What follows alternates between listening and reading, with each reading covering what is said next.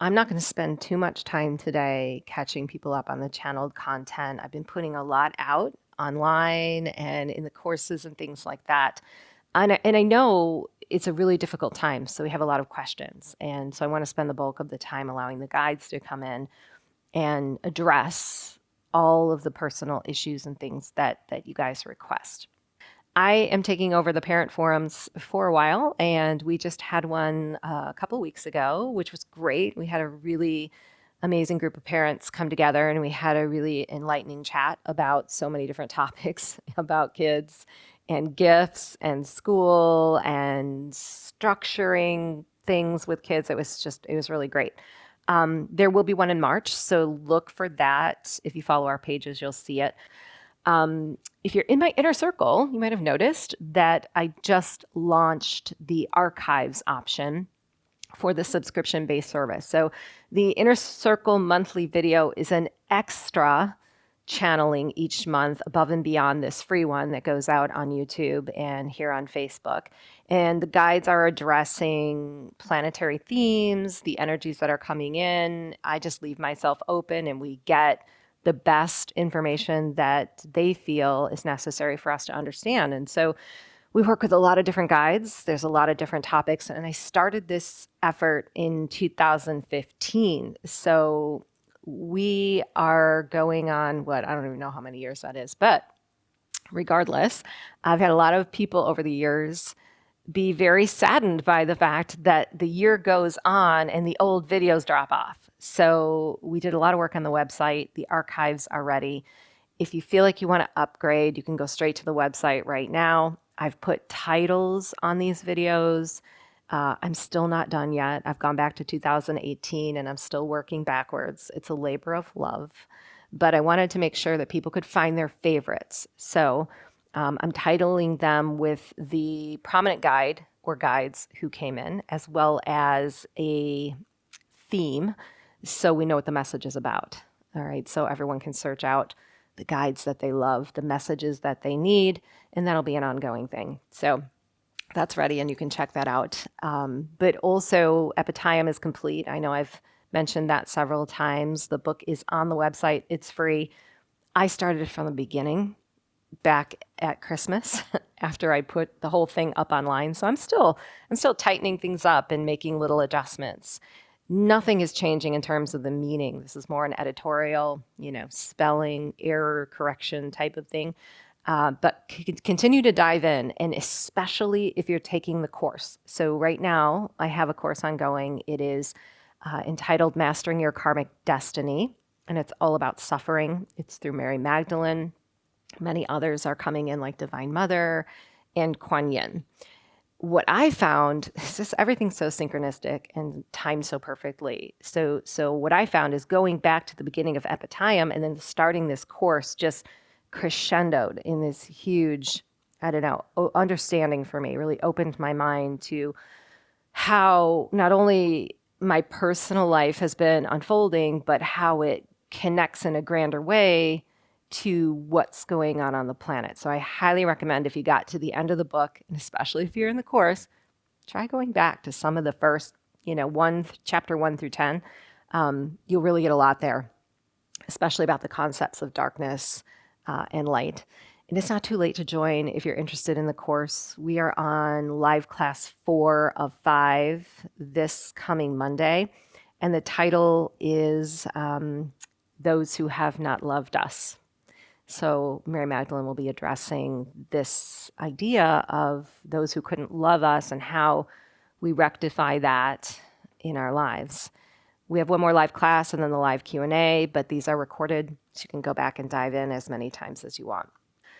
It is such a complex time to have incarnated on planet Earth. And I've been hearing a lot in session from people who, question even coming, really want to leave the planet right now because of all the things that are happening. And I want to start by saying that, when I first awakened to channeling, or this mission that the guides told me I had, they said there would come a time when light workers on the planet would lose faith, when those who were here, who knew they were here for a purpose, would see what was taking place in the world and not be able to really grasp onto the idea of what was coming and how all the things that were unfolding were a part of that coming to something new. And I want to make sure that I'm very clear here. In saying that, I'm not directly relating that message to what's happening in Ukraine. I don't think that anyone on the planet deserves to or needs to suffer for the new earth to come into being. But the reason I'm bringing this up is I notice online on social media when things like this happen, first of all, there's an immediate onslaught of posting. And one of the things that I've learned from the guides is that I stand back and I watch and I wait. When big things happen in the world, I'm typically not the first to comment on them, nor to provide channeled content on them. And this is why. I consider myself a vessel for the knowledge, for the wisdom. Everyone who is on this live stream right now or who is watching it later is no less a channel than I am. You are just here as a channel in a different way. So you are all vessels for wisdom, here as a consciousness to perceive what is happening on the earth and to find some personal relationship to it and some purpose that supports what we want in the world. So in order for us to do that, we have to consider that we are also managing a transition on a mass scale between dimensions. And so we are necessarily not here to choose one or another right now, even though we want so badly to get to the other side, but to see that we have the ability to, from a multidimensional perspective, experience it all, to be a part of it all, to consider it all. And so the way that you are perceiving the world right now, how you feel about it, what you choose to do about it, is not wrong. Don't let anyone tell you that what you choose to do or not do is some form of bypassing or whatever the case may be. We are all different humans in different planes of existence, perceiving different realities through a collective hologram. And that couldn't be more perfect because our contribution is something completely different than anyone else. So I do notice there's this kind of jump to criticism of how people may be seeing a certain event or what they know or what they don't know. And maybe it's good for a while to consider that we don't know all of the details. I mean, we live in this age of information and technology, which in many ways is such a blessing and in other ways such a curse, because we might feel this responsibility to show up in the public or on social media in a way that makes sure everyone knows we care. But just because we're not posting on social media about something doesn't mean that we aren't feeling the effects of it or somehow going through our own personal evolution through it. And certainly there's this feeling that we want to contribute right now to something that is so devastating for so many people on the planet. And I think we should. I think we all should in some way. But if we get swept up in all of that, what I think is a muddied collective vibration, we do not have the energy or the clarity or the alignment to know truly how we can impact the world. So running parallel to this idea is the course that I'm doing with Mary Magdalene about suffering. And the undercurrent of every single message that has come through her, regardless of what it's been focused on, is control. When we are in the deepest and darkest moments of our lives, we are typically suffering because we are attempting to control the outcome. And control is the collective theme across the board that we are dealing with right now.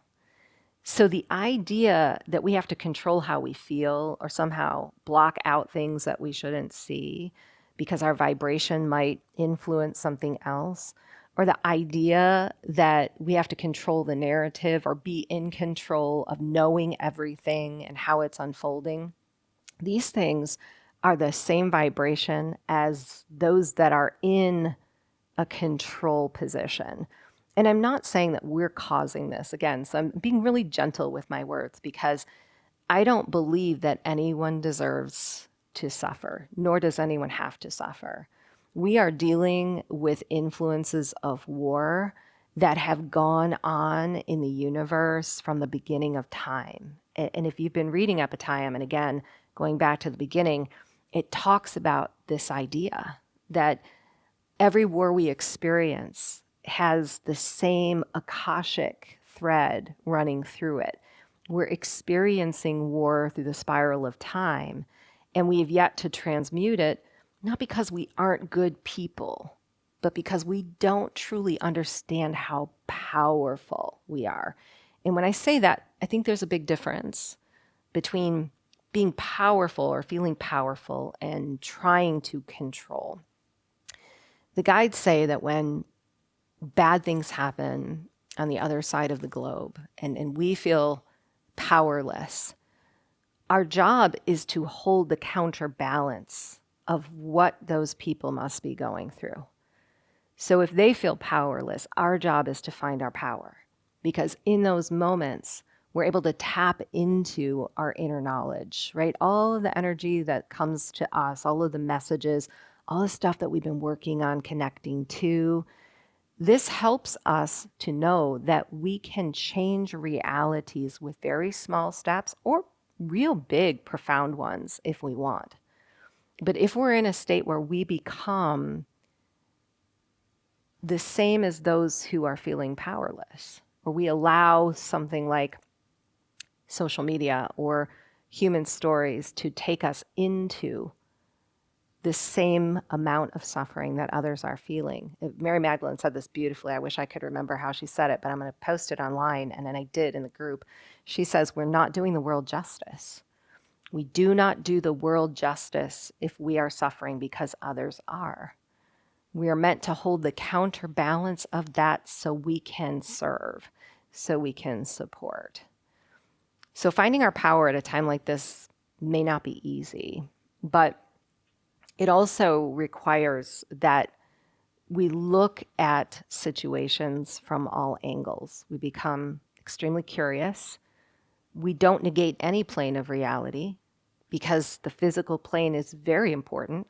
All the things that we're facing as humans and our fellow human souls, right? Those who are experiencing these things across the globe are in the midst of, those things are super important. We have to know what is going on. But if we get lost there, we're out of balance ourselves. So every plane of reality, every part of our experience is extremely profound and extremely important. And it may take us some time to work through all of those insights. But if we don't allow ourselves that time to process and the freedom to process how we want in a way that works for us, we may not find ourselves in the position to serve. So I'll leave you with that, and I'll bring the guides in and we'll see what they have to say. Not sure who we're going to work with today, but I feel like it might be the Council of Light. I also had Hathor really close to me this morning, so we'll see if she comes in. So we're going to get a general message that will be for the entire collective, and then I invite everyone to post questions in the chat, and Ethann will be asking questions of the guides. I always remind everyone this is a vibrational experience. It's not about the words, even though the intellect of what the guides bring through is very important. We're receiving a transmission here that we will integrate long after we receive it, coming to those aha moments and understandings and healings within ourselves. And we are going to work with the Council of Light today, so I welcome them. When a soul is going through the depths of despair, it may feel as if it is alone. Yet, in each moment, beyond what you see, there is a connection fanning out from within your heart to every other soul beyond the ones that you know. This goes well beyond family, it goes well beyond friends, partners and loved ones, neighbors and communities. This thread from your heart is sending a signal in each moment that is responded to by all living beings. If this is the case, it is important to contemplate, of course, what signal you are sending, because it may become for you a valuable tool that you may share with others at a time when they most need a message from spirit. We contemplate often how humanity sees us. We know it may appear as if we are very old and wise beings. If we were to know everything that there was to understand in the universe, there would be no reason for us to be within this universe with you. Because when all has been seen and all has been experienced and all has been known, there are decisions that are made to explore other realms. But it is the amount of time, not linearly, but vibrationally, that we have spent in different forms that gives us a slight advantage. We are not saying that every experience we have is wiser or better than the one that you are having. But our perception has become blessed by the never-ending evolution of our soul's choice to live in certain realms and forms and dimensions. And we bring this to you now because we see so much negation of your own abilities.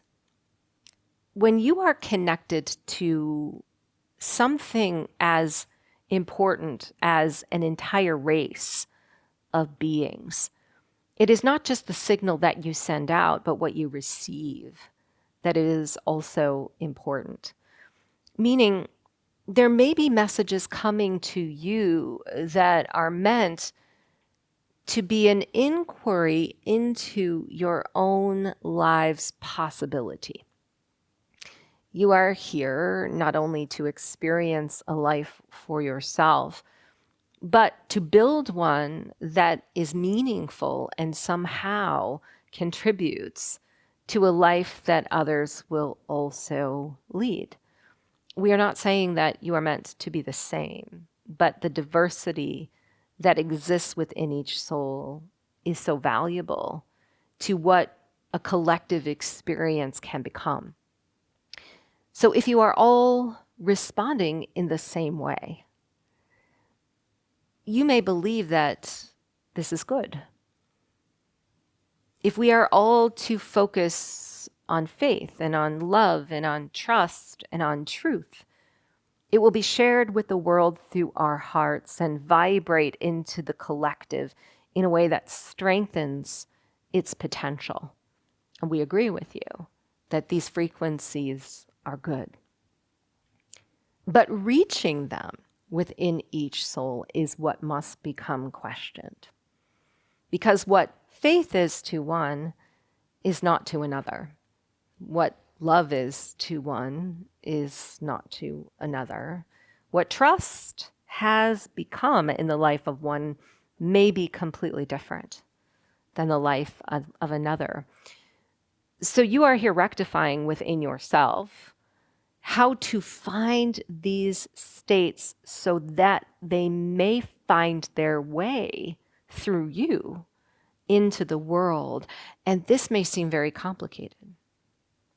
We may be causing more alarm by saying there's a standard that you must uphold or some threshold that you must attain of a level vibration.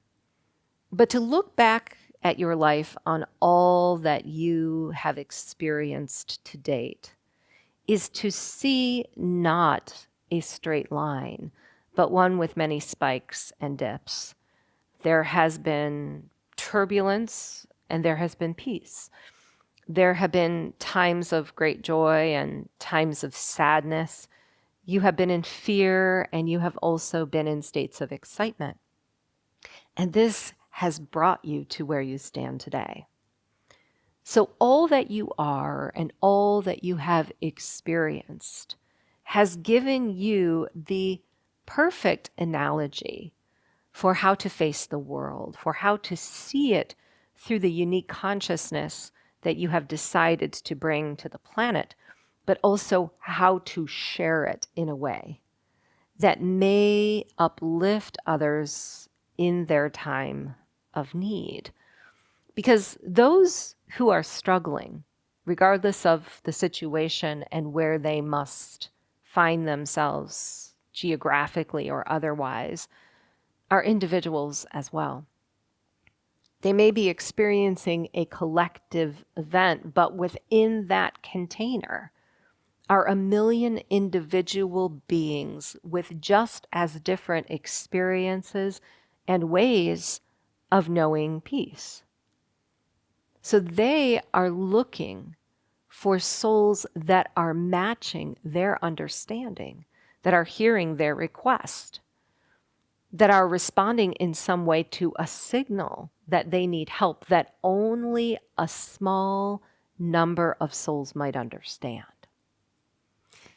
You see, in the world today, there is a great focus on unity.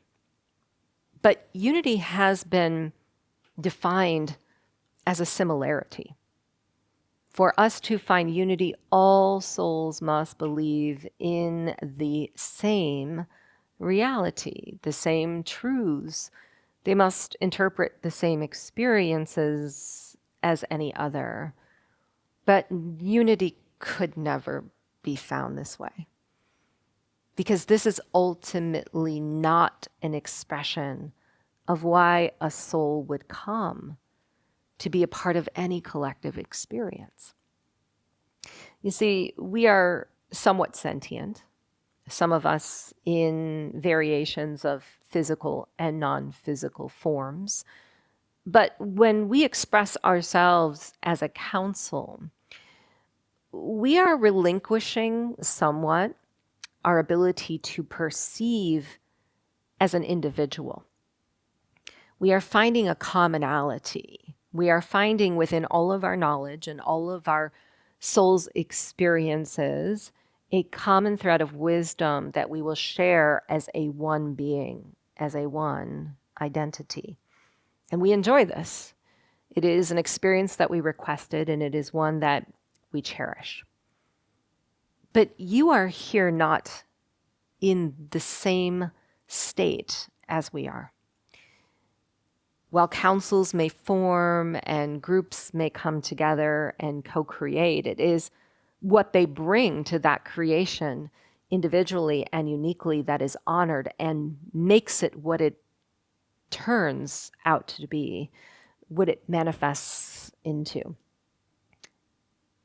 So to value how you see the world and contribute that in some purposeful way must have within its expression a need that is met. Somewhere on the earth, someone who is in a similar framework of vibration as you, a similar perception of consciousness as you have attained, is waiting to understand either physically or vibrationally that they are not alone. They are waiting to be validated and to be heard. This is truly what an individual soul wants. And so our advice is this: at a time of great need, contemplate first what it is you see that is needed. And validate within yourself that it is not wrong, nor could it be compared to what anyone else has determined. And believe in yourself this much to provide it to the world, because this is how unity consciousness truly arrives. And we're very pleased to take questions. What is the importance of magnetics right now, and how do you work with the polarities? We are the Arcturians, and this is a very lengthy topic, of course, because the idea of magnetics can be explained and shared, of course, in many lights. We can speak of it in terms of manifestation and how a soul is creating, but we can also speak of it in terms of evolution and how an entire collective may be evolving together. You see, magnetics are very misunderstood, and perhaps in the third dimension have only been explained in a very limited light. We believe that the magnetic draw between us and another is pulling something that is similar for us to have an experience of, or to support us as a resource in what we need to continue our journey. But magnetics and polarity are one of the most important parts of how a soul is able to cultivate a relationship with the part of themselves that knows the way. For example, we often notice that in a soul's request, they are magnetizing the opposite, the polarity of something that they do not want in their experience. And spiritual prophecy may tell them that there is something they are doing wrong, when in fact, there are periods of a soul's pre-planned evolutionary path that require deviation from the norm, or chaos to ensue for a new design to again take shape. And we see polarity as the analogy of light and dark, or yin and yang. But unfortunately, what has happened on the earth is that this polarity has become so starkly different than its original intention. Imagine the idea of preference. This feels light and supportive. You may prefer the color blue over the color red, or you may prefer an apple over an orange. And in this way, your soul finds comfort and delight by choosing what brings it the most joy. This is how you were designed and how universal law works. But in many star systems and upon many planets, this idea of dark and light has become skewed from its original intent. There have been purposeful infiltrations of contrast, and we see extremes having been created from this very, we'll say, simplistic idea. To know yourself is to question it better. And what better way to know the self than to experience its opposite? But to control a collective, we must diminish its ability to know itself. And in this way, we take contrast and create it into something very polarizing, something that may even cause pain, something that takes a soul outside of its organic ability to create. And there have been a great number of inorganic timelines that have been spiraling in the Akashic realm that you have been revisiting. And we don't concern about this so much, even though we know it causes a great deal of suffering on planet Earth, because it is inevitably showing you the way back home. It is not to say that what is in stark and polar contrast to what you desire should be ignored, but it should be considered important in your decision-making process. And where perhaps there may have been a part of you that has become misunderstood or misaligned. You see, every human is going through this alchemy right now. It's a process of rebirthing, a process of coming back into the creator orientation of your soul. So while we know that contrast and polarity, or the idea of magnetics, has become something very skewed on planet Earth, we ultimately think it is an important aspect of how you will continue to evolve, but simply needs to come back into balance. What is the significance of the 222222 portal we've just been through? We're the Syrian Collective. It's our pleasure to offer some guidance as to how we see these very potent gateways. And it is not to say it is the only one that you should, of course, be focused on. When synchronistic number events take place, they are an opportunity for each soul to come back into synchronicity themselves, meaning there are geometries that exist within the foundation of your being, and there are connections that these geometries make to every other being that exists in your collective.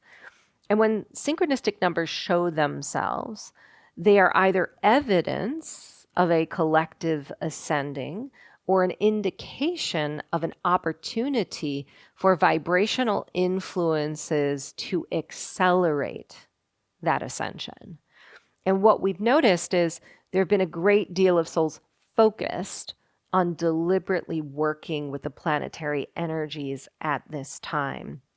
And while it may seem prudent to focus on what you desire, knowing it can manifest more readily at these times, we want to caution you on becoming too specific in how you focus.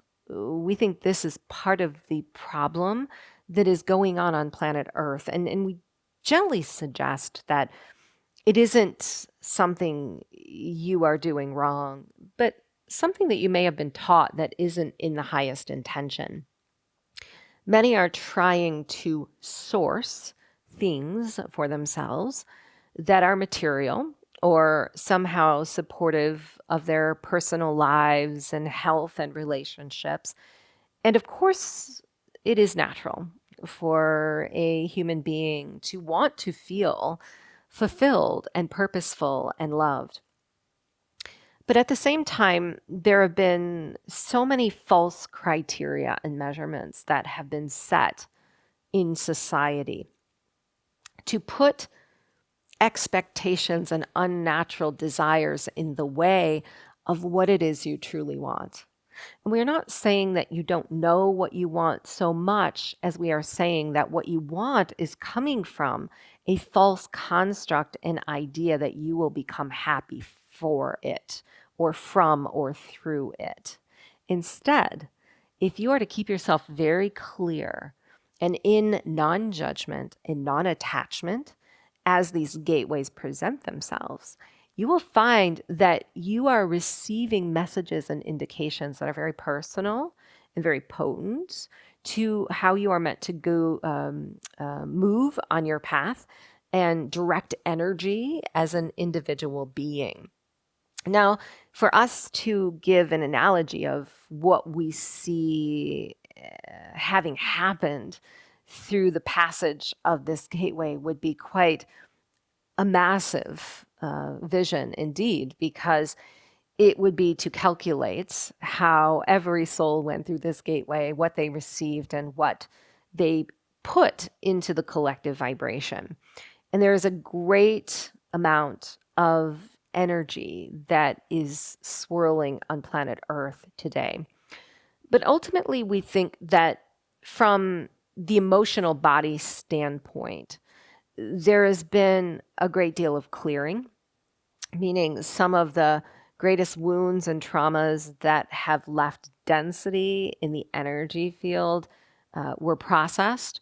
And even though you may find yourselves still in very difficult times, you are more open and available to understanding the world through the vibration you've attained and the consciousness that you have arrived at than you were before. And keep in mind that there is a consideration for those who are not even accessible to these conversations. You see, we neglect to often look at the world on a holistic level. And there are many whose suffering has no connection in spiritual understandings or in ancient prophecy. In other words, many are suffering in the third dimension and are feeling the walls closing in on them because the old grid or the old society or old container through which you were creating is becoming a very difficult place to sustain. But we have noticed going through this gateway that there has been more of a willingness on behalf of those who are ready to come into higher levels of awakening to let go of things that are no longer serving them. And this is also a very significant observation as well as occurrence for you to understand, because when we are letting go of things that we have held onto for a very long time, we are opening ourselves up to the unknown. And while it may seem fearful for some and the fear may escalate on planet Earth for a time, it will inevitably lead to a period where these souls find the replacement of those things, which may seem dependent upon the right choice when we do not put too much faith or condition upon right or wrong choice. We see it all as a movement of energy. And moving energy towards something is always good. Can you explain star dragons, their purpose on Earth at this time, and how to protect them from forces that do not want this work completed? We are the Sophia Collective, but we want to explain who we are so there is no confusion about who is speaking to you at this time. Because Sophia is sometimes referred to as those who are a part of various divine feminine master collectives. And certainly that energy is prominent in the voice of this channel. But Sophia is a field. It is a field of elements and properties that are very high vibrational and essential to a soul's energetic balance.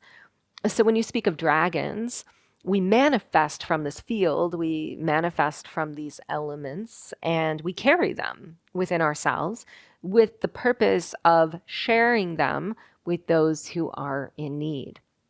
When you speak of star dragons, we want to give our analogy of that definition so that you understand where we are also coming from and how we see what you are asking. Because if we are to trace the origins or the lineage of the dragon collective back to its very beginning, it would be within the stars. The stars are conscious beings made of elements. And of course, many of the elder dragon tribes have still a relationship to those beings.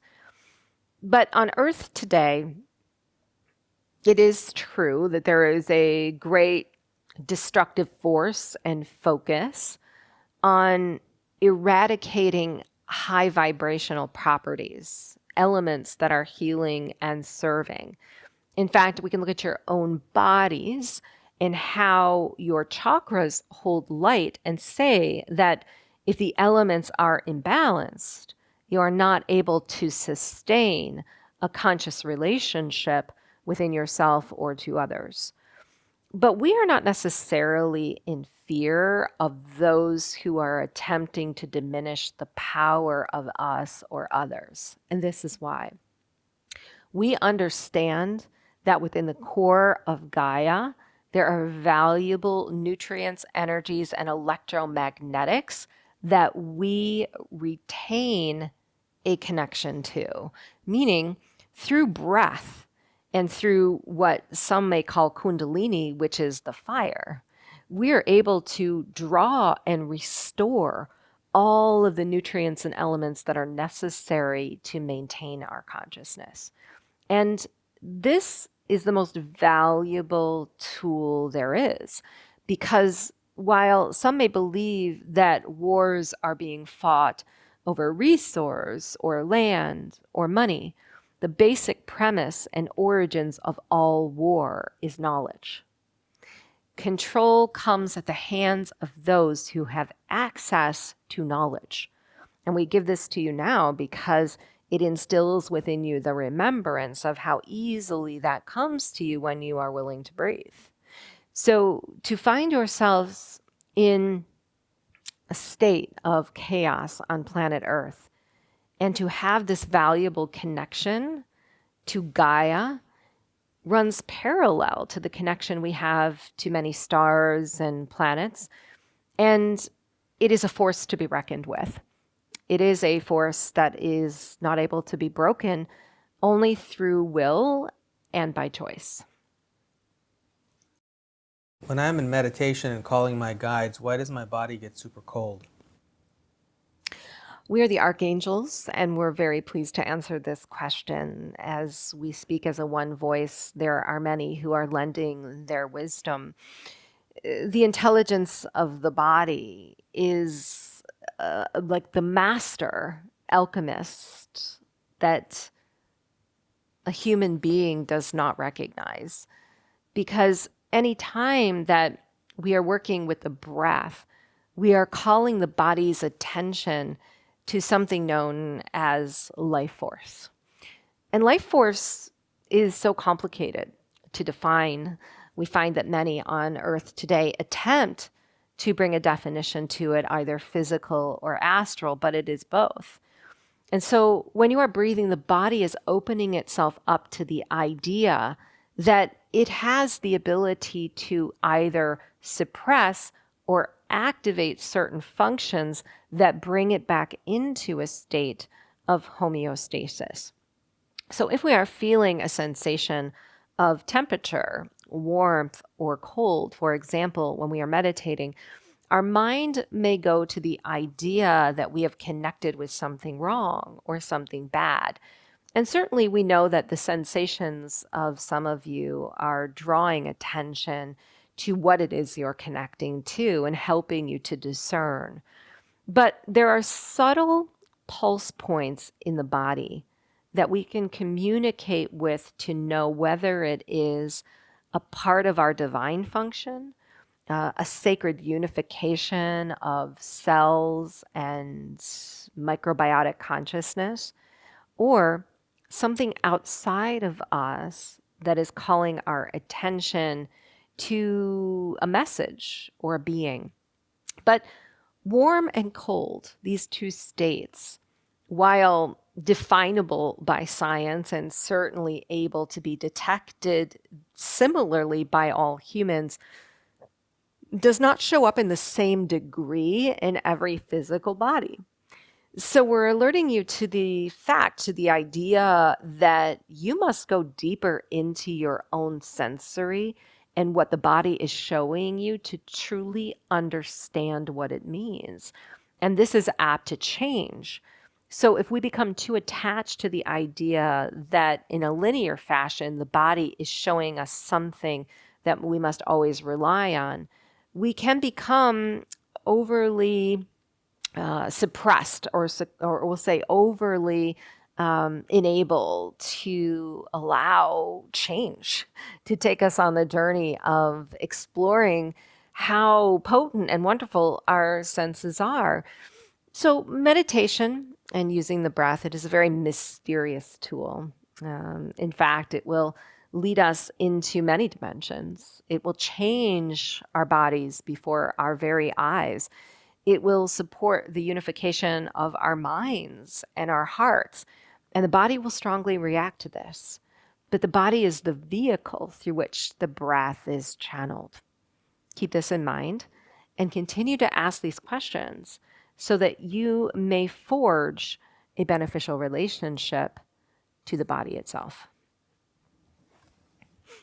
Can the guides speak to the level of awakening happening on Earth and the possible trajectory of Earth in the next 10 years? We're the Pleiadian Collective. We are so pleased to also provide some information to you about our observations of what you speak. Level of awakening is a very subjective thing to measure, because when we see humans individually, we're noticing that the level of awakening is apt to change so quickly. And personal choice plays in to how a soul's awakening may either be accepted or ignored. And we bring this to your attention now because this is one of the biggest trends that we see going on within the human race, is that souls are awakening, they are ascending, they are moving physically and vibrationally beyond the third dimension, but many of them are shutting down and not choosing to take the paths of those awakenings because it is either very confusing or maybe fearful or foreign in some way, or society is telling them that this is not a journey that is appropriate for them to take. And this has been a pattern we have seen for a great number of years, but are seeing increase right now on planet Earth. So the question is this good or is it bad? It is both, because it's showing us that resistance is the ever-present force that is inevitably going to catapult humanity forward. We've spoken of the idea of resistance in multiple transmissions, but want to bring it back and introduce it here again, because many would believe that resistance is something that we might live within our entire lives. And resistance does show up in multiple planes of existence in different forms. For example, in Pleiades, we don't experience resistance in the way that humans do, but we are very curious and question whether something new in our star system is worthy of our time and attention. And in these moments, we remember how we have ascended through very resistant periods. Now, on Earth today, in human bodies, resistance is somewhat like a crescendo of multiple timelines colliding, meaning we're feeling out of sorts and not ourselves. Things in our life no longer make sense or have become so hard that our ability to maintain them is fleeting.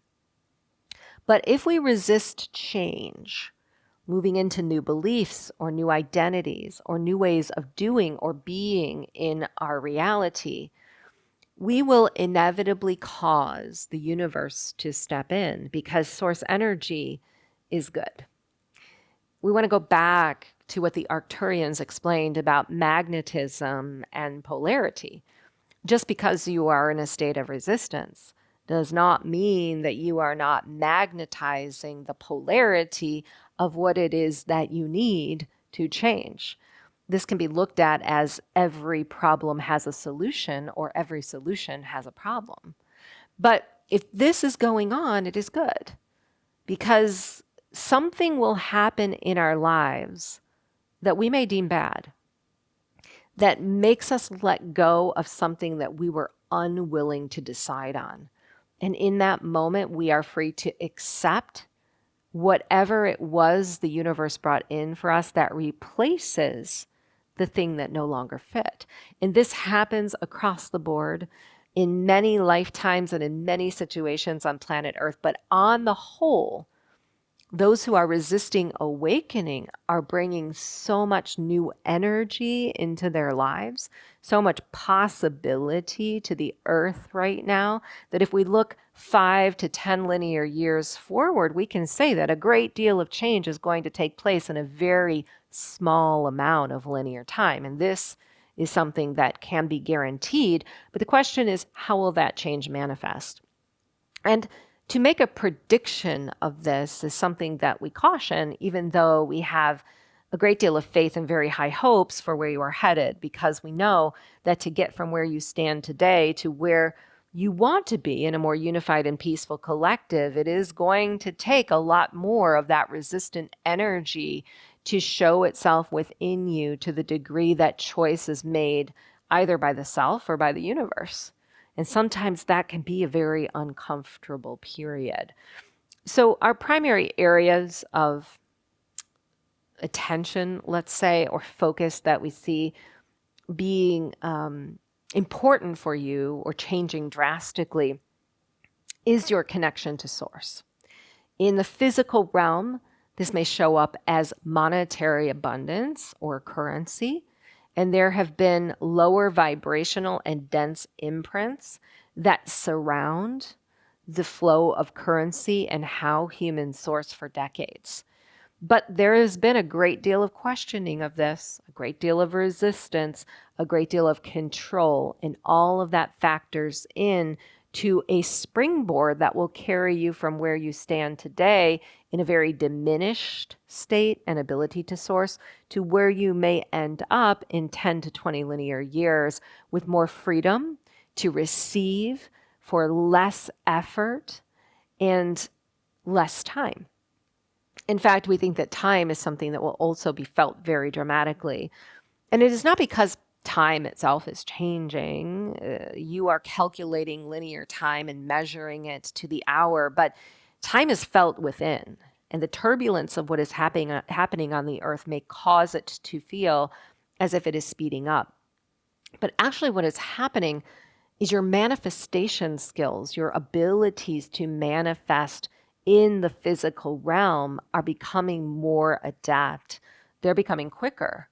And this means that every decision you make and every small amount of energy that you move is having a greater impact.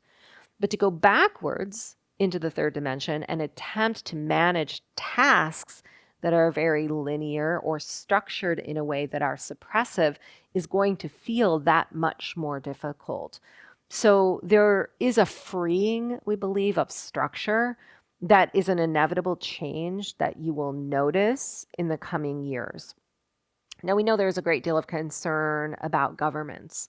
And this is the third area that we see of primary focus, and it already is. We have shared multiple times that we are measuring a lack of faith and trust in old structures of government. And because of this, resistance is forming and energy is coming in, solutions. We might even call this Akashic knowledge from cosmic locations throughout the globe to reconfigure this in the fifth dimension. But again, where you stand today and where you are going are so different that there must be a breaking apart before there is a coming back together.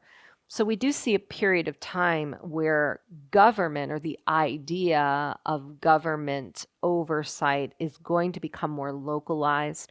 It may become something that the people take on, and this is going to be affected in different societal areas. For example, business versus education versus community. And we think ultimately this is good and will be the foundation for moving into the fifth dimension. Could you please give information on how to overcome reoccurring urinary tract infections and what might be the causes? Yes, we are the mantis. And we actually have Archangel Raphael here too, who is going to support this transmission. Now, we know that there is a diagnosis that you are giving us. Urinary tract infection is something that many are diagnosed with, but unfortunately takes place through different bodily events and illnesses. When something is chronic, meaning it is reoccurring, we must look at what the body is experiencing beyond the disease that may be contributing to it. In other words, we're noticing a huge number of humans with unhealed either bacterial or viral diseases from childhood. And this is not something that should be of grave concern because some of these viral and bacterial counts have been very negligible, but because they have gone on in an unhealed way, have thrown the body out of balance. Meaning there is some organism in a higher count in the body than it should be. And the body has some inability to bring it back into balance. And this is manifesting in a chronic condition. So, our advice is to scrutinize where the body has not healed something that is manifesting in the disease. And often these particular areas, such as the urinary tract, are most affected by sugars, for example, or it may have been a toxin that was introduced in our diet as a young child that we need to detoxify. Now, antibiotics we know are often prescribed, and we want to weigh in on this idea because we've noticed that those who are on antibiotics for these types of conditions have reduced the number of, we'll say, antagonists or proponents of good health or balance in the body, meaning the antibiotic is often affecting other systems and energies in the body that contribute to lower immunity. And immunity is ultimately the baseline of every healthy or diseased body. We must look at what the body is capable of transmuting. And if it is not, what is going wrong in the inability to do this? So sometimes we must look outside of the diagnosis to really get to the core of what's going on in the body. And this is what we often recommend. Sometimes, when we are looking at the different counts of nutrients and we'll say measurements of what exists in the bloodstream, we might see that everything is fine, it's within range, but there are some things that are a little lower or higher in that range than what they are meant to be. And there's a great deal of misunderstanding around this in medicine. There are many doctors who would discount something in the blood as irregular because it falls into a valuation of what is expected for all. And you are all unique individuals. So we believe it is prudent to move into a period where you are selecting holistic practitioners who are not putting your diagnosis or your body into a box and are looking at you as an individual to say that even though something might be in a very collective range, for you, it is showing us an indication that something needs to be addressed. But always our recommendation is this. If you are approaching the body from a holistic vantage point, meaning we are not trying to eradicate disease, but we are trying to strengthen the resiliency and function of all organs and all processes, we cannot get it wrong. Because the body's job is to eliminate and eradicate any imbalance immediately. So if we are focused on feeding it what it needs, bringing it into states of homeostasis through detoxification, we will better apt be able to move into our future and live very lengthy lives without cause for concern. Could the guides tell me about the anger that I have? Many who work energetically with me see it, and I would like help. Where does it come from, and how can I release it? I've released many layers already, and it seems to continue. We are Kuan Yin.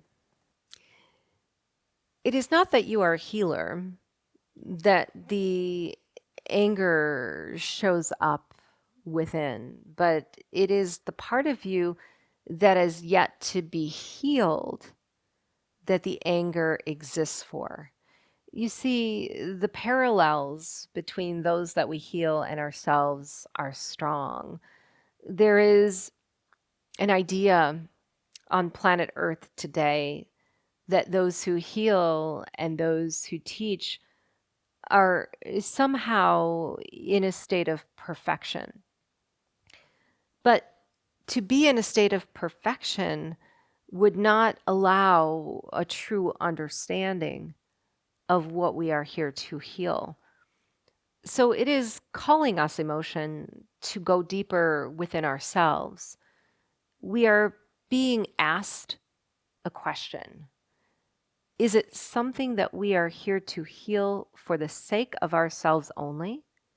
Or is it something that runs rampant in the collective that is a pattern for us to better understand? And this is more the norm than what you may believe. We see healers who struggle with their own physical disease and try very hard to heal it and have lack of understanding from where it comes. But it cannot go away because unless it were present, there would not be the constant inquiry within them that brings the knowledge to their service. You see, divine time is always calling our attention to our Akashic spiral. And releasing anger is truly an occasion of ambassadoring kindness. We can be angry and we should be angry because there is so much that happens to us and to the world that is a great disappointment. But in human terms, anger is only a release, a reaction of something we are meant to feel so that we can get to what lies underneath. And this is a part of us that we rarely know. It is a part of us that goes beyond the concept of kindness as it has been defined on the linear plane. It is the idea of love. We may believe that if we are to love to these depths, if we are to let down our guard and become vulnerable enough to feel it within ourselves and share it with others, we will somehow become hurt. And so the anger can be a wall for us, a wall of protection. It is a threshold that we dare not pass because it holds us in the position of being strong. Sometimes we feel anger as a very strong vibration. It makes us feel courageous. It makes us feel as if we are the victim who may now victimize others. But if anger stays too long, it creates a false feeling of this in humans. And so our advice is to not judge it, but to question why it exists, to see if you may go deeper, to feel it on a level that you haven't before, and to be an ambassador of kindness first to yourself, to speak the things within you that others cannot or have not throughout your life, and to trust more in its presence. Because we know exactly what we are doing when we are feeling something like anger. And sometimes it is the greatest occasion of our soul's ability to not live, to not connect, to not love. Can the guide speak about the role of non-binary or androgynous light workers at this time on Earth? Yes. We are the Pleiadians, but we are being supported by the hybrid children. And we want to speak together as a one voice through this channel because there are many different facets of what you have brought to our attention that we believe deserve explanation. Within the spiral of time, there are always going to be historic accounts, times of suppression that we have faced elsewhere that we need to address with a new consciousness. And gender or sexuality has been a very important part of the human evolutionary path. In fact, we believe it is within itself been destructive in its force because it has been very controlled. And there have been certain archetypal patterns as well as, we'll say, trained philosophies that have been focused within the human soul. So you are in a period of time where a great number of these imbalances or issues are calling your attention and being worked out on the earth plane. But also, any time from an astrological perspective influences this big and this important come around, there's a counteracting force that sees an advantage to control them. So what we are saying is within the container of non-binary or trans humans, there are both good and bad and every spectrum between of influence taking place. If we look, for example, at many of the hybrid children who are coming to the planet today, they are not here to show up in gender in the same way others did. And because of this, humans are exploring new ways to be feminine and to be masculine, or to choose one or the other based on their preference and how they want to live in a human body. But taking this to the opposite extreme is also an imbalance, meaning you are being called to accept those who are calling into question their identity, but to also realize that there are malevolent forces that are always utilizing these periods to further suppress organic creation. And this is a timeline anomaly that we must speak of because it is no different than the message that the council brought in. Every human being is diverse and unique, and they are here to have an experience of self-knowing. But if that experience of self-knowing is complicated or contaminated by something in the outer world, souls are very easily led astray and create inorganic timelines that do not serve humanity. So we see somewhat of a tug of war in this environment. We see crystalline and hybrid beings who are here to break norms, who are here to obliterate some of the old archetypal patterns and to really understand how masculine and feminine has become measured in physical and can be seen as a vibrational anomaly. But we also have the opposite extreme, where we see influences that are causing, especially the younger generations, to believe that they must follow a path that truly isn't for them. Now, even though we've brought all of this to light, you've asked us about light workers in general, especially those who are here to serve others and why they may identify in this way. Well, keep in mind that vessels come in many shapes and sizes, and there are varying factors at play in a soul's consciousness that is calling information to it to share on the earth. And sometimes lightworkers are having the perfect experience of what they are yet to teach. This relates back to the previous question also about disease and the physical body. if we only identify with one diagnosis and we fail to see the entire picture, we are never going to contribute in a way that is authentic to our truth. So we might say this is a time of authenticity and transparency, but also the polar opposite, which is profound control and human souls who are attempting to still diminish the creative power of others. And humans must keep their eyes open. They must have the ability to see through all of these levels of experience and to choose for themselves how they are going to negotiate these timeline energies as they arrive.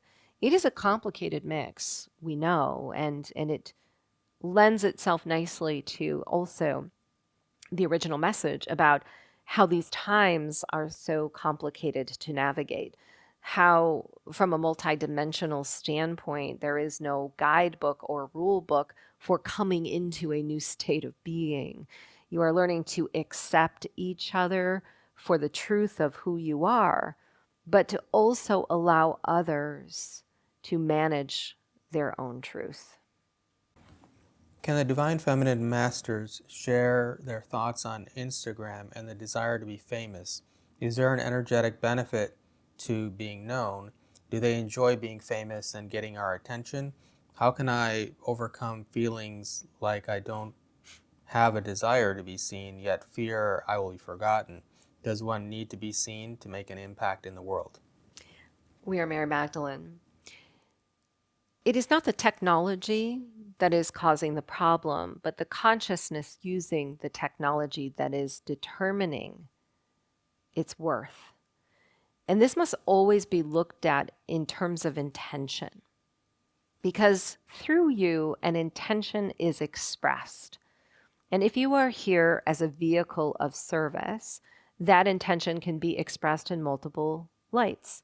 And you are at a period of time on planet Earth there where there are a great number of technological advancements and advantages to serving humans.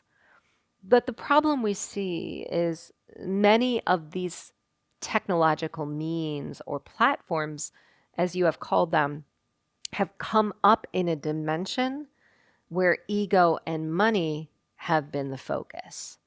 And if you are to look today at the idea of an influencer, this is truly a third dimensional construct. It is certainly an advantage that there is a great deal of reach, but the question becomes, what is the intention in reaching those people? We have been taught in our time, long before the technology that exists on Earth today, that we were meant to hold ourselves in the highest light and respect as a teacher. But we were also so humbled and in a state of grace for what we were able to share with others that the ego would melt away.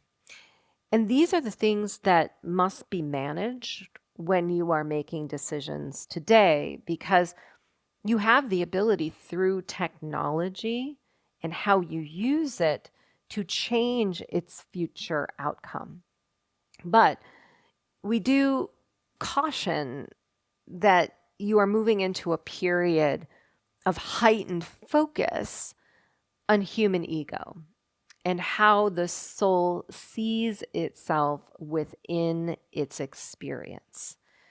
Now, ego is not bad, ego is not wrong. The problem is, ego has been turned against you. It tells you that you must do something in order to receive. You must show up in a light that others do in order to accomplish your work. There is a level of comparison or judgment that is unnatural to the ego that has been seeded within the human mind. So if you are comparing your service to that of others and believe that you must express yourself in the same way to accomplish it, this is not a good use of your energy, nor an aligned vibration to work with technology. Let's bring in the concept of measurement, because the ego is always measuring how it is doing against others. And in today's world, this can be very easily and visually seen on social media. But we must know that if we are here with a message, there will be others in the world who are meant to hear it. And the only way that they will find us is if we put our best foot forward and release what we are measuring first, so that we can clearly deliver the magnet that is the communication they need to hear. And this is what often becomes misconstrued. The communication and the way that humans show up on technological platforms has been put in a certain process. It's a mathematical format in order to reach a certain number of people. But there is no guarantee that those number of people are the ones that were meant to hear your message. So if we are if we are in our authenticity and authentic to our message and to ourselves, it matters not what medium we use. We must reckon with how we feel about ourselves before we choose. And we must align to ourselves as the service in service to self before we are able to serve. And in these moments, we cannot get it wrong. Creativity abounds in all forms, in all fashions. So look at the ability to create as something intentional and use it as the foundation upon which every decision is made. Because what your guides want for you, what all of those connected to you want, is for you to feel fulfilled and joyful in how you serve. And it is not our decision, because we are not on planet Earth, the mediums through which that is channeled. We choose you so that you may choose the appropriate mediums and bring the vibration to them that equals the message. What is best for us to know about the events in Russia and Ukraine, and how do we raise the vibration and influence peace? We are the Council of Light. We are assisted by the Pleiadians. We speak as a one voice. When we start to speak about this topic, we pause momentarily because we know that from the linear plane, things seem so impossible to change. And we are not negating the gravity of this situation, and have great and deep love and respect for those directly involved in these circumstances. Yet we have been there ourselves. We, in our star systems and on Earth, have experienced the tragedy of war. And we can tell you with complete confidence that even though lives may have been lost and there was great destruction, it ushered in something far better. So we want to clarify that war is not necessary for that to happen. But if we are alluding back to the message of polarity and magnetism, of light and dark, and the extremes that they have gotten to on planet Earth, war is the darkest extreme and spectrum of dark that has occurred in the spiral of time. And so we are attempting to heal this, and it is an overwhelming feeling because our souls can feel the heaviness regardless of where we stand. We can put ourselves in the shoes of those in tragedy and feel less control and more fear than actually being there. But here is our advice, and it is going to come from multiple vantage points and angles. From an information standpoint, from what you are being told about all that is happening in the world, there is a great deal of conflict. In fact, we think the veil has lifted and the transparency is so stark to the degree that it is sometimes hard to find in physical, meaning that the truth is coming from within you more than you are able to find it in the physical realm. And so, while it is possible to have validation of what is going on, so there's personal understanding, it's important to find within your own knowing a GPS or a guidance to lead you as opposed to jumping towards the things that you must know. Understanding is a very significant frequency. It is one that humans crave because it does relate to the common theme that we have been speaking of quite often in this transmission, which is self knowing. But we are here to say that the complex weaving of timelines that come together to create a war is so hard to understand from a linear perspective that to attempt to do it only causes more pain. There's a level of acceptance we come into not because we think war is okay and we are allowing it to happen, but we release the moment of shock and attempt to drive it away to be embodied enough to know how to respond. And in those heartstrings that we brought in the first message, this is our first area of focus.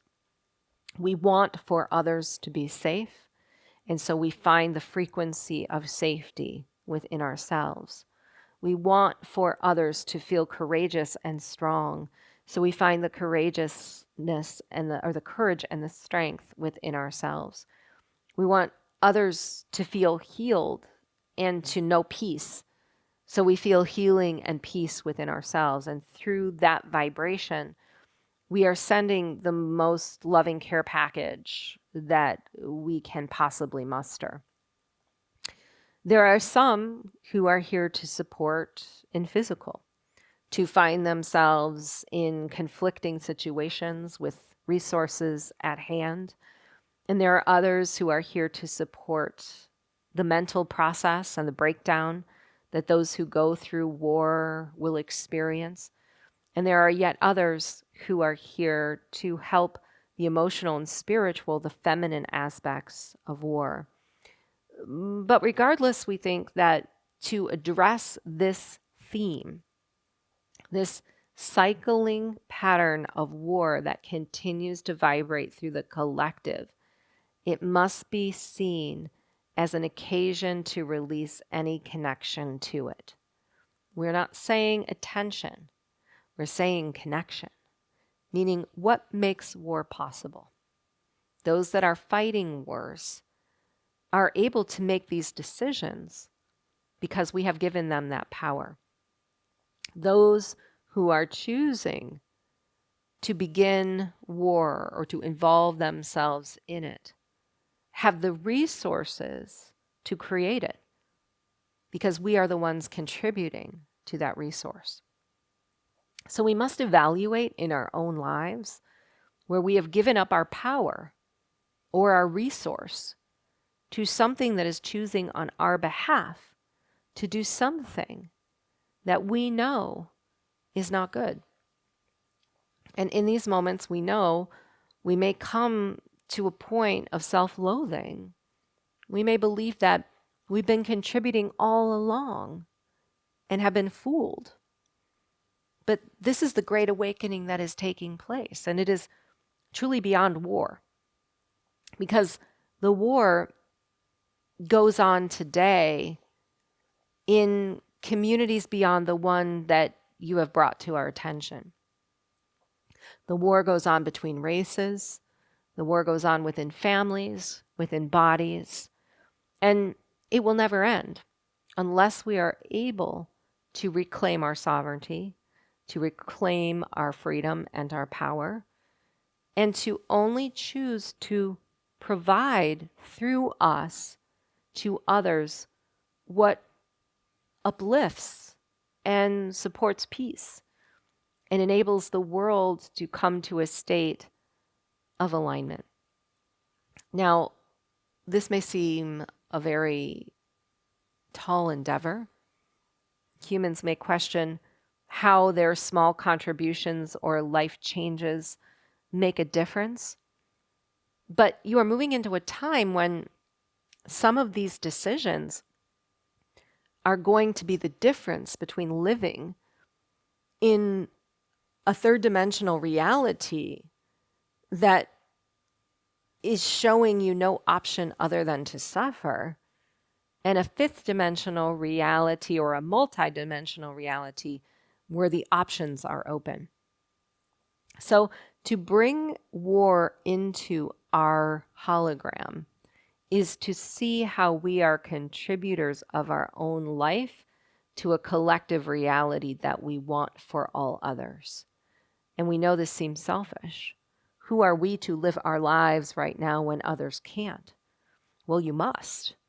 Because for those who can't, we are here to find the energy to change the things that we must, so what is happening in the world today cannot continue. This is our guidance. Consciousness factors into this. Certainly, vibration plays a role. There are many of you who will attend prayers or mass meditations for those who are struggling. And we recommend this. We think it is good. Only if resistance is removed and anger is obliterated, and if the focus is on an outcome of peace, because this is where that signal strengthens electromagnetically and otherwise. But outcomes are interesting in physical.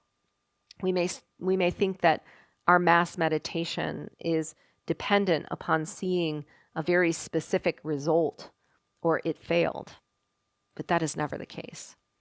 Vibration works in very mysterious ways. Someone across the globe may have found something that they needed just in the nick of time to move themselves out of danger.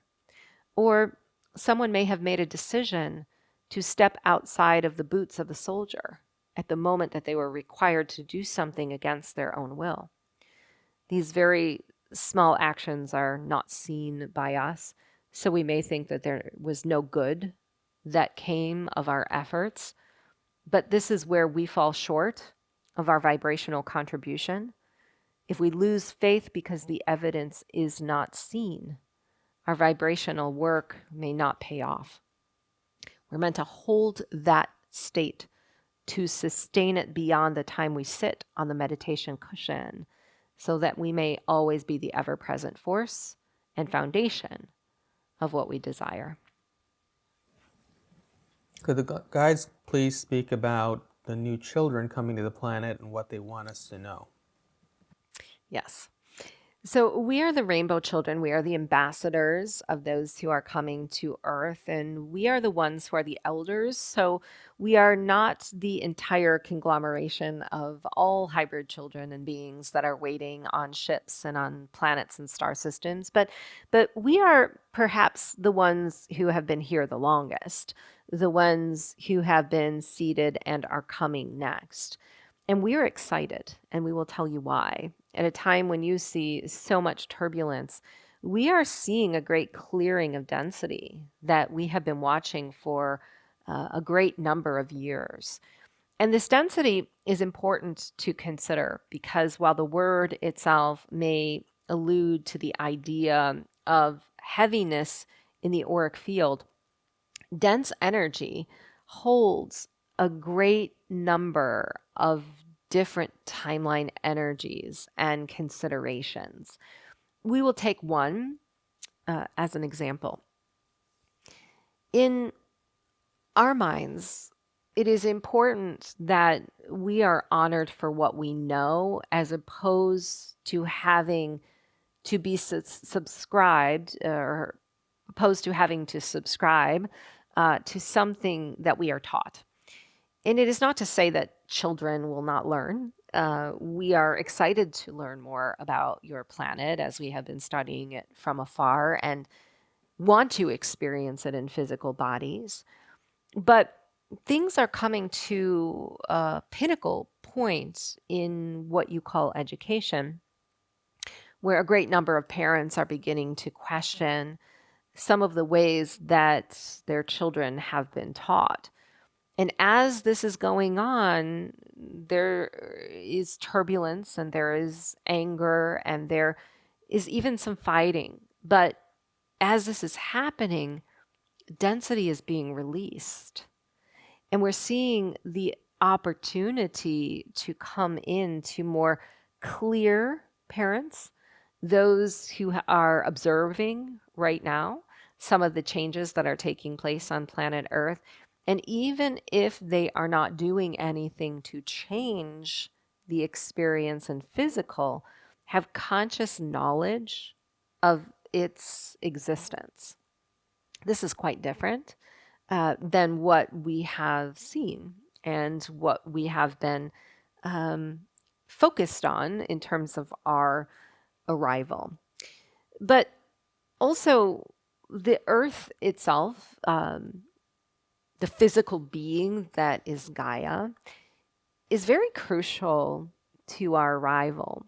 And it is not to say that Gaia has to be detoxified and pure for us to come to the planet.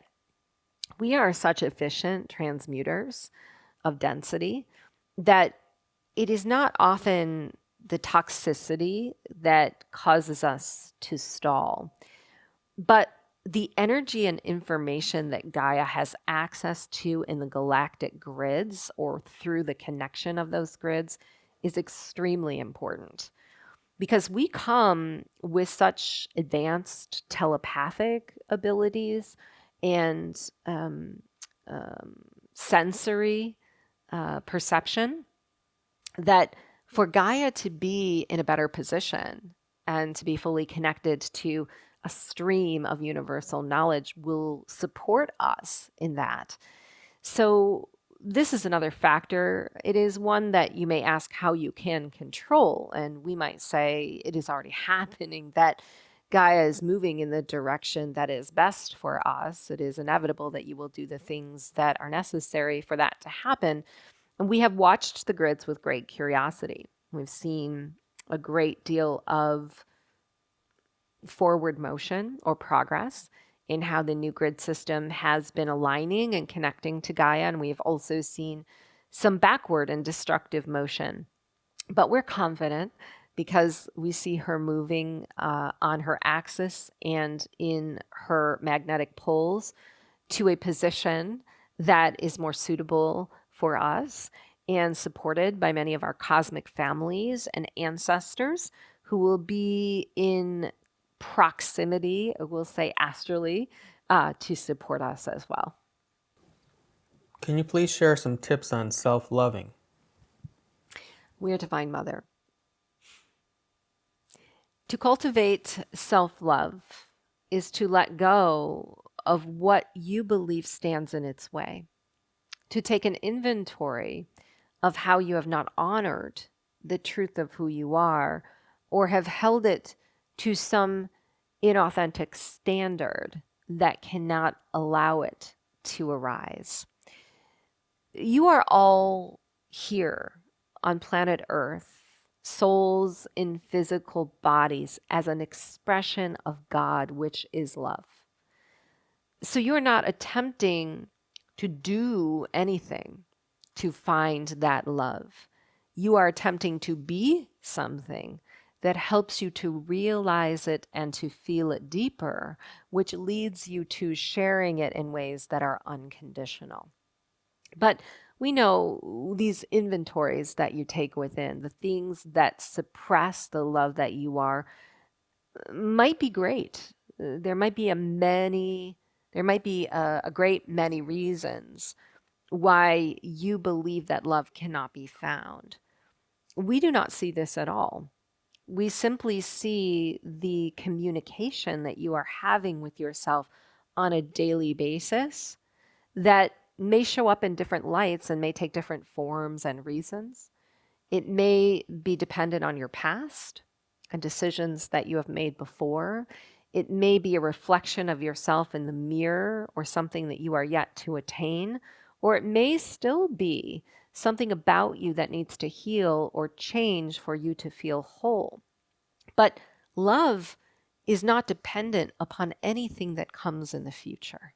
And this is where many humans get it wrong, because they are projecting something into the future that will allow them to experience love at some point in their evolution.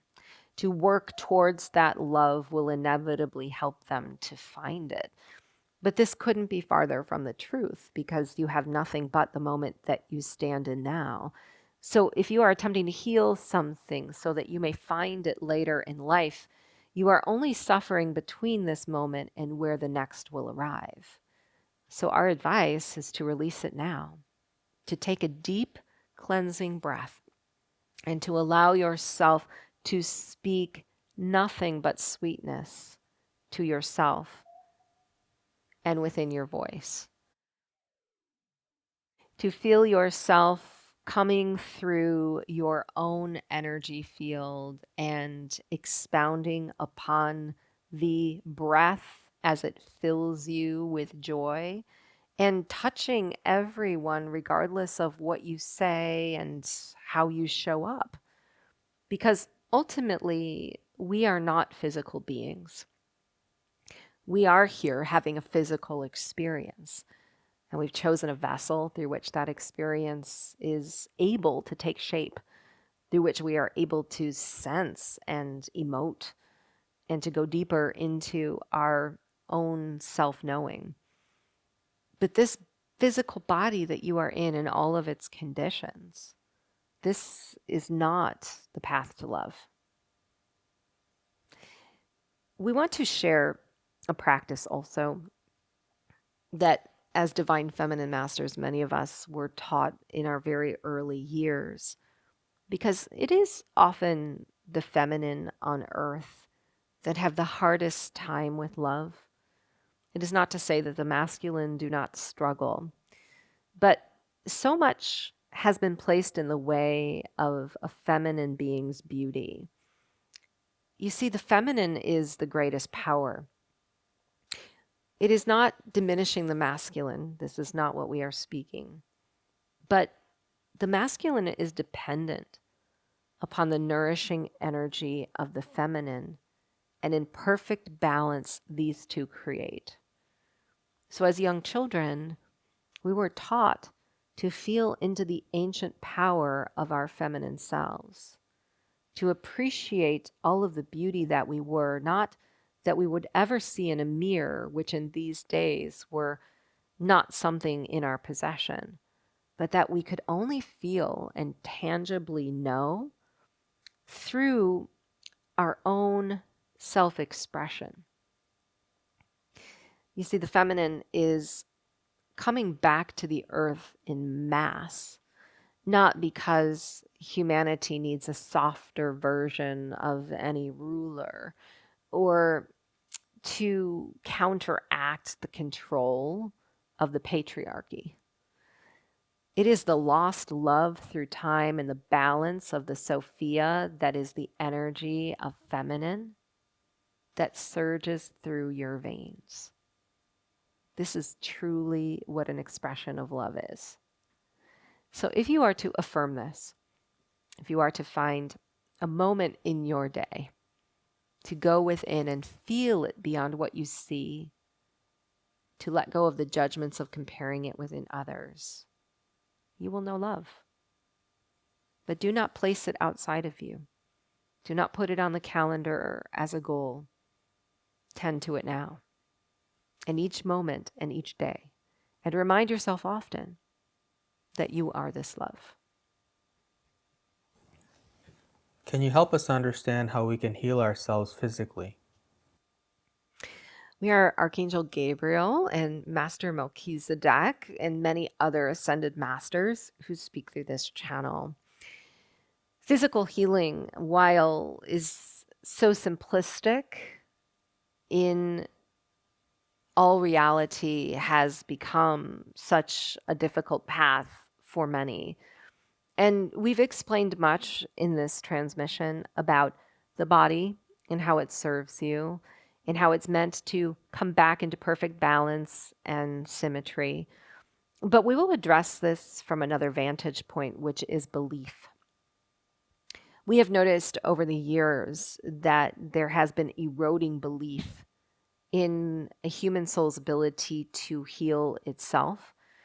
And much like the messages of the Council and the Pleiadians, where belief has been lost in government agencies, government officials, belief has been lost in medicine, belief has been lost in doctors. And we don't think this is necessarily bad, because while there will always be those who are here to guide us on a journey of healing, we are the only ones who can allow that process to organically unfold. We are the vessel through which healing takes place. And if we have lost faith in our bodies and in ourselves, we will not magnetize in the outer world from a pool of so much resource, technology, philosophy, and different herbal remedies and processes. Exactly what is needed to tune us to a perfect frequency. So, our advice always when someone is struggling to heal in the physical body is to go straight to breath. Any regular breath practice for no other purpose than to breathe will open our field and invite in the perfectly tailored resources and even some of the contrast that we need to make choices for ourselves that bring us into a state of homeostasis. This is how this works, because it has become somewhat of a prophecy of attraction that we don't agree with, because your body has its own time. It has its path to walk with your soul. And sometimes, as we have mentioned, the healer is exploring an experience that is necessary for them to become a better healer. But all of that aside, if we put the body on a separate path of our consciousness, meaning it is something outside of us that we must reckon with and wrestle with, that we must force into being a certain way, we are in resistance. So we must embrace first our bodies in whatever state they are in, even if we want them to improve, because they need to hear from our soul that we are mothering and accepting of them, and they are able to relax into what they know. Very, very similar what we are stating to the rainbow children who were previously here. They are not coming to the earth to be taught. They are coming to be honored for what they know. And the body is very similar. If we will allow it, it will help us to understand all that we need to know. But unless we are able to reach a state of stillness with the body's current condition, we cannot move the energy that is necessary for us to have clarity and to drive us onto the right path and make the right choices. When we speak of breath practice, we are not speaking of any extension or visualization into the future to feel your body in a certain state.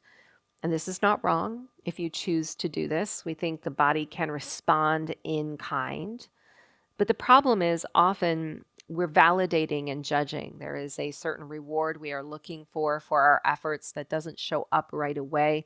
And there's an undercurrent of subconscious doubt that we cultivate when we do this, because we come back from such an alive and vibrant state where our body was healed into the pain that we so wanted to see diminished. So if we breathe, if we meditate solely for the occasion of meditation, relaxation, with no goal and nothing that we are attempting to achieve, we will go into the greatest state of relaxation where merging takes place. And this merging is where our Merkaba and our energy field and our plasma send as a vehicle out to the universe a consciousness on our behalf to evaluate who is here that aligns perfectly with our divine plan. And what can we intersect with that will support our greater knowing? The synchronicity of this is profound. So remember, we're not asking you to do something to heal. We're asking you to be within a state of stillness and relaxation for no sake other than to experience it now.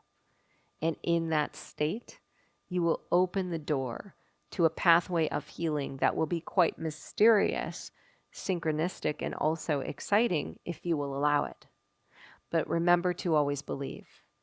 And when the mind wants to doubt beyond the meditation cushion, you are affirming that the body knows the way. Could you comment on DNA, please? How do we work on our DNA if we have to? And is there anything we need to know to do it? We're the Pleiadians, and you are already working on your DNA on a daily basis. There's a great deal of confusion around this issue as well, and we are not negating the idea that as a spiritual passage, you may want to focus on crystallization or some meditative practice that activates the DNA. There are times that humans will go through these periods and are meant to explore these various teachings. But in and of yourself, in the way that you were structured and how your DNA exists, every choice that you are making and every conscious awareness that you have is a contributing factor in activating and integrating your DNA. But this is a combined effort of your spiritual practice and physical embodiment. It is no mistake that you would have both carbon and crystalline strands of DNA.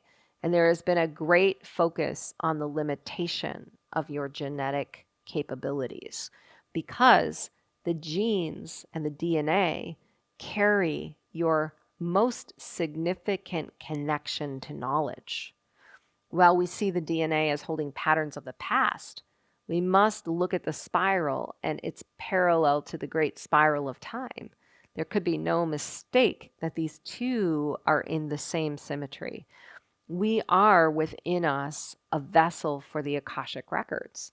But it is not just to know or to understand these things, it is to bring them into our experience and implement them. So we often see that humans are awakening and activating DNA strands, and they are spiritually evolving. They have a great deal of understanding of what's taking place in a multidimensional plane, but they may be unwilling to step into what they now believe, arranging their life to match what they have now come to know. And this is the greatest mistake in DNA activation because those crystalline strands holding cosmic knowledge have no opportunity to intertwine with the carbon strands, which are the footprint of your physical experience on Earth.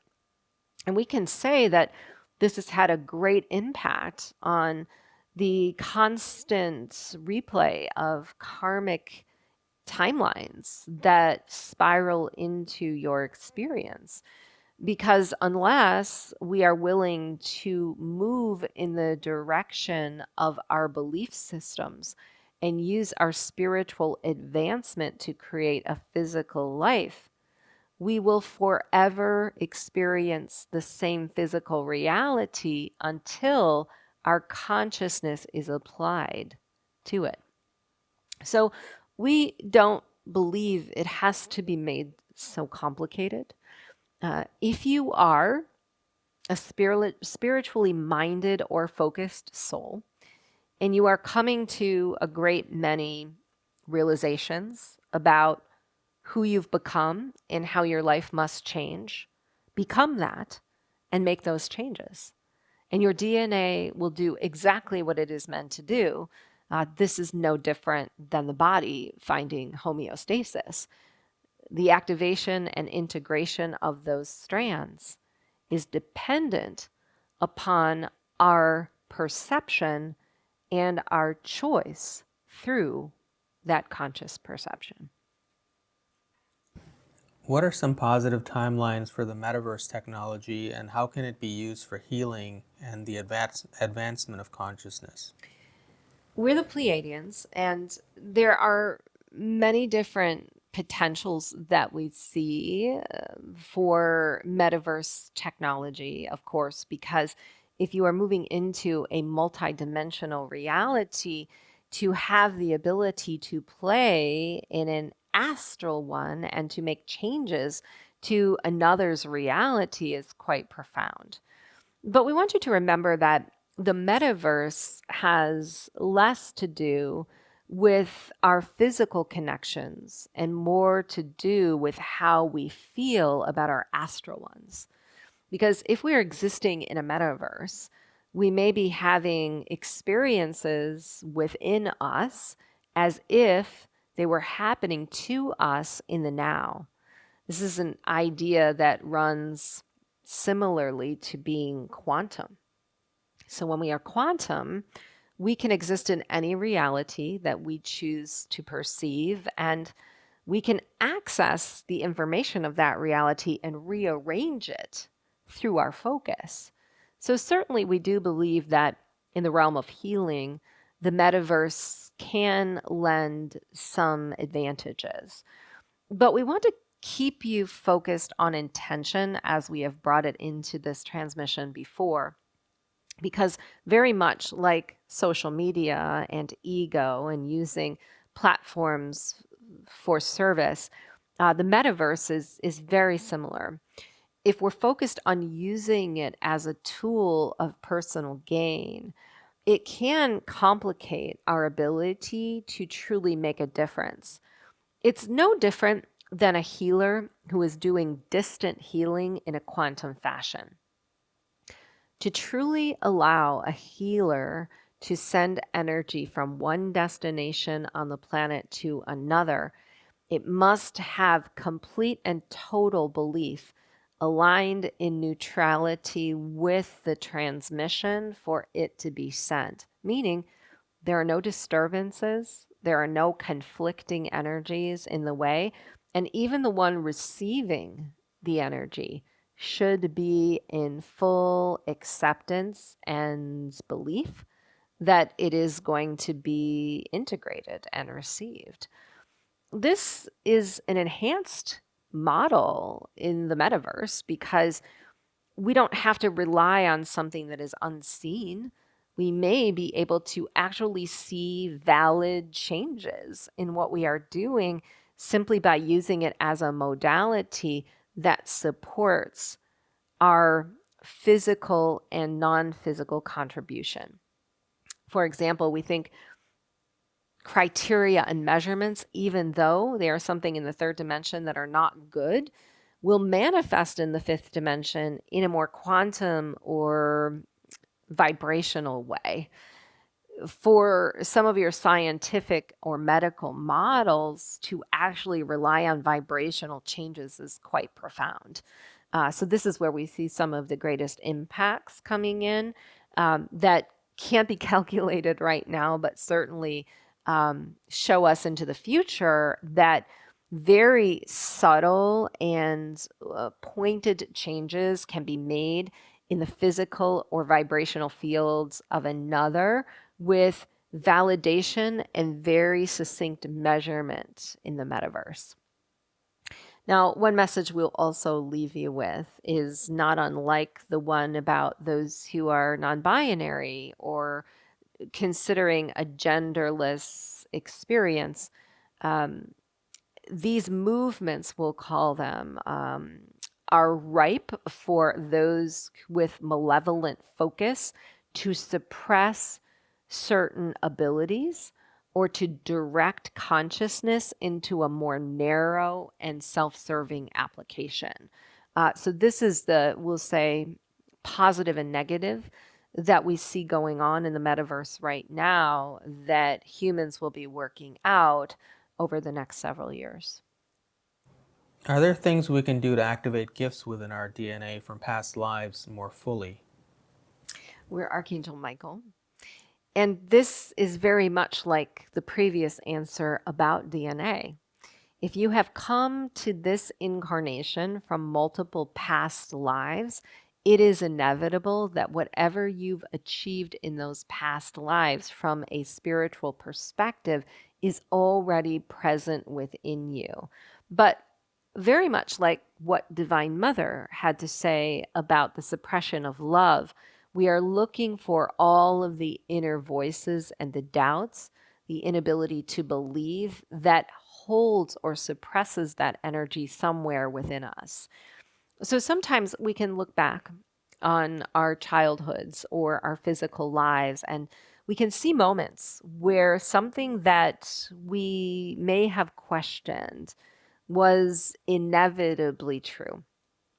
But we tend to not want to use the ego as a tool to lift ourselves into an expression of our past life healer or our past life teacher. And this is where we believe teachings of ego truly go wrong, because to lift up what it is we know and to validate ourselves through the very small things that we recognize is the foundation upon which gifts and abilities grow. Now, as many have mentioned in this transmission, being humble and in a state of grace for those things is also a frequency that allows them to come through. And we see light workers wrestling with this idea within, which is the biggest deterrent to allowing your past life gifts to flow, because Isis in ancient Egypt would have never told herself she was unworthy of being the goddess that she was. But because this goes on in such, in the masses, we will say today, there is a perceived inability to be able to find the gifts that you so crave. So listen very carefully to where you may be invalidating yourself, because those who are here, who are bringing messages through this channel, are not doing it only at her request. There must be others who exist in the same frequency that are matching the messages and beings coming through that draw them from a conduit. And you are no different. You are meant to match the frequency of the beings and the conduits of the energy that you want to share within yourself, not negate them. So lifting yourself up more, being more in tune with your body, letting go of anything that you believe that you are not, and validating what you believe that you are, is the path to allowance, which is ultimately what every soul is on. You see, within the DNA, there are not only things that you've experienced that are bad. We look at disease as perpetuating through human lineages, and we believe that our DNA has been cursed. But our DNA also holds these valuable experiences from Earth as well as the cosmos. So if we are willing to step in to the feelings that we have of who we are, we unleash all of that knowledge that already exists within us. Could you conclude the session, please? Yes, we are the Council of Light. Our deepest and most heartfelt appreciation goes out for all of you who have volunteered to embody as a soul on planet Earth at this time. To know that you are here with such amazing gifts, but to also be going through such an incredible time would be no mistake. You are no different than us. You have been here before. Please acknowledge that within yourselves and see it with others in the world. And you will become all that you are meant to be, and the world will as well. Many blessings. All right. Thank you for being here and for all the insightful questions, which I will be perusing later. We have Barb and Ethann up very soon, so stay tuned. We're going to close this live stream. We'll start another one, and you can see it on our pages. We'll see you next time.